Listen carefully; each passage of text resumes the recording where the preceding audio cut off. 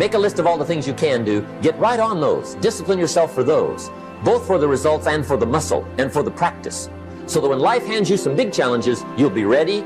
But see, if you don't handle the small ones, you can't take care of the big ones. Here's the steps. Number one, find out how things work. The first key to doing better is find out.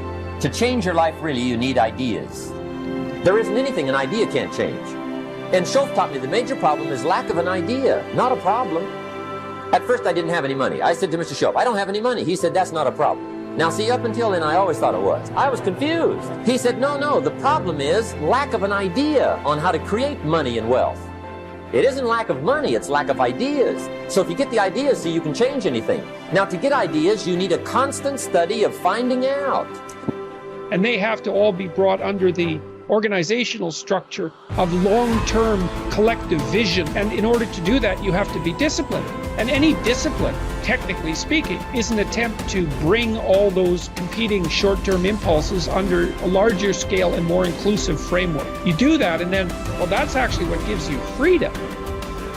If you're going to mess around with very complicated and dangerous matters, you should really put your life together.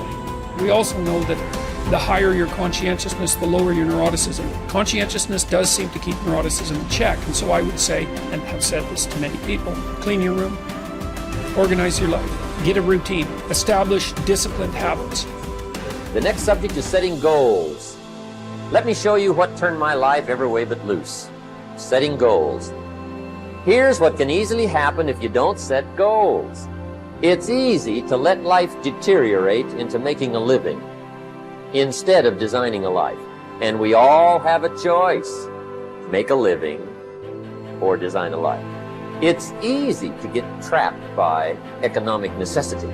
But the best advice I can give you on how to break out of that trap is to learn how to set goals. Mr. Schoff put it to me this way. He said, Jim, if you had enough reasons, you could do the most incredible things. If you have enough reasons. Write down your why.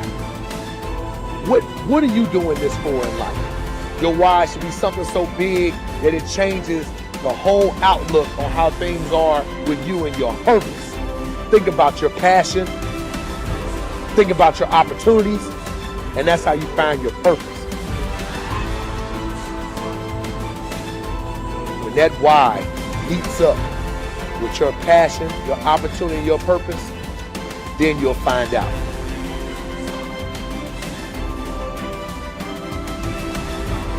Most of us are standing in a busy street, just letting the opportunities in life pass us by. We're waiting for the perfect situation, the perfect circumstances, the perfect opportunity, the perfect time. There's never going to be a perfect time or the perfect moment. There's never a perfect moment to do something great with your life. Take a look at the clock. That thing ain't stopping for nothing, baby. It's going to keep ticking, keep moving, keep passing you by all the time you're waiting for it to read perfect o'clock. You have to take action now. Whatever that goal is, whatever that dream is that you're holding in your mind, now is the time. Forget all your excuses. Forget all your problems. Not tomorrow, not next week, but right here, right now.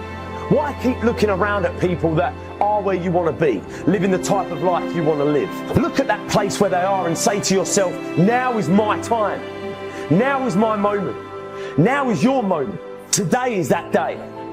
I want you to be terrified of sitting on the sidelines and doing nothing.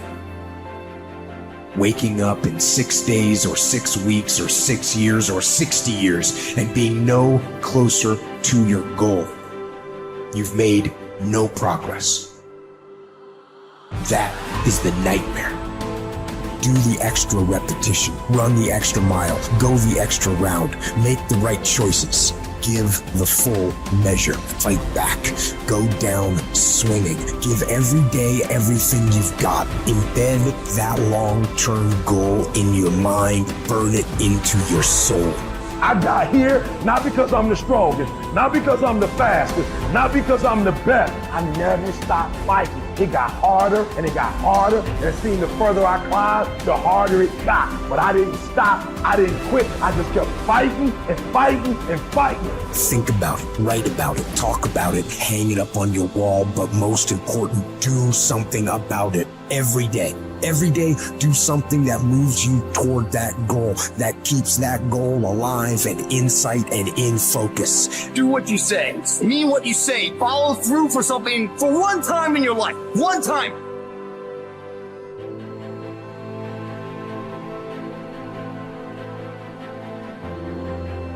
Most people can motivate themselves to do things simply by knowing that those things need to be done.